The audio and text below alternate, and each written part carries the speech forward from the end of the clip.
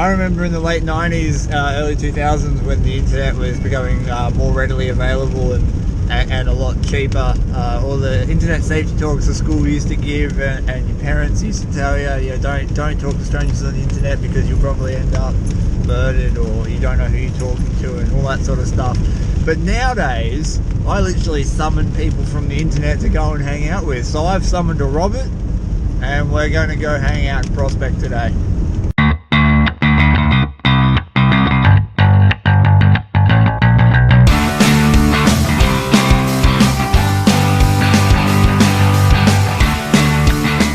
Chris here from Vo-Gus Prospecting. This is Rob, who I summoned from the internet. Hi guys. Dragged him up into the northeast of Victoria. We're in Stanley. We're going to a creek that the maps say is an old alluvial gold working area, and we're going to see if it still is an old alluvial area and hopefully dig up lots of shiny yellow stuff. And get a new one. Yeah. Alright, sit back and relax guys. Here we go. We made it into the water, which is cool. Because this creek is in flood, it's incredibly difficult to pick where we're going to dig. Someone else has had a bit of a scrounge around here by the looks of it, because that is definitely screened rock. I reckon it would have come from behind this, because that's where I would dig. Yeah, definitely.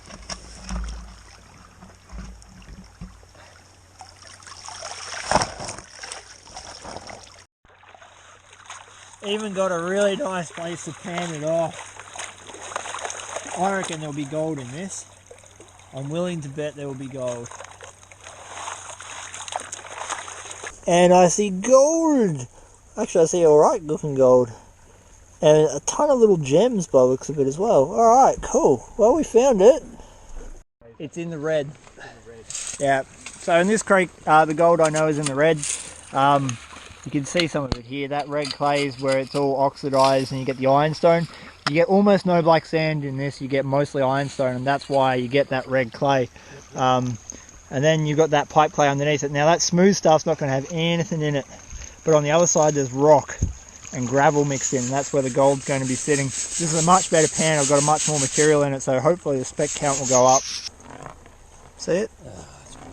There we go. Nice. So a couple of good little specks there. And this is from someone else's hole that they've already worked. He and I are going to give you a bit of a lesson in why gold settles where it does.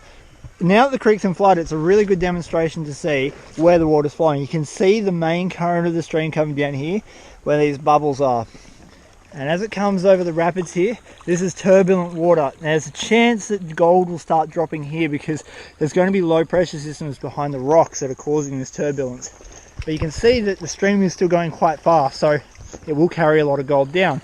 But then it hits an obstruction like this. And what has to happen is the water has to deviate off onto both sides, or in this case 3 sides because of that rock. As it does this, it comes around and creates a low pressure system where you can see that there is no flowing water. That's where the gold's going to drop out. It's going to sink to the bottom and get stuck in behind this rock. There's also going to be another low pressure system probably just behind this rock here. And what that means is we dig behind this rock because that's where the highest concentrations of gold are going to be. Very next pan we'll see, oh yeah, I can see a little bit of gold in the corner there. It's coming out. Oh, did I get my picker? I think I might have just got my little picker. Oh, look at that. That gold got way better. That's real good. I got a picker. It's only little, but it should make a tunk. Oh, it didn't. Oh, yes, it did. It didn't fall off my finger. Rob's just working a few meters upstream from me, behind a nice little rock, and it's produced a couple of good specks of gold, so hopefully deeper down it will get even better. I pulled another pan out from inside that teardrop, and we'll see if we can continue on with the good fortune of nice coarse gold. Oh, I got a shotgun pellet and some really, really nice coarse gold. I got a couple more pickers. Look at that. That is beautiful. I just heard Rob whistle and I said, don't tell me, I'll come over with the camera. Oh, nice, man. I'll put this on so you get a nice clear view of it. That's a nice little ring of gold. Good spec count. Yeah, it's a real good spec count, man. I'm starting to work out where the gold's lying under this rock. It's taken me a little while. Biggish area to work, but this should be the best spot.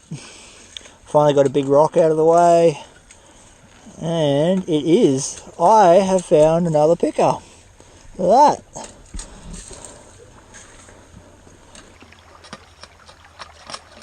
Oh wow.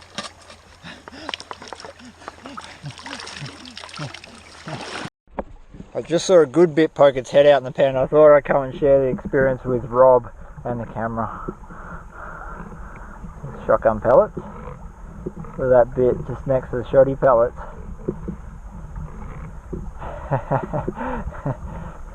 Is that not nice or what? Look at that.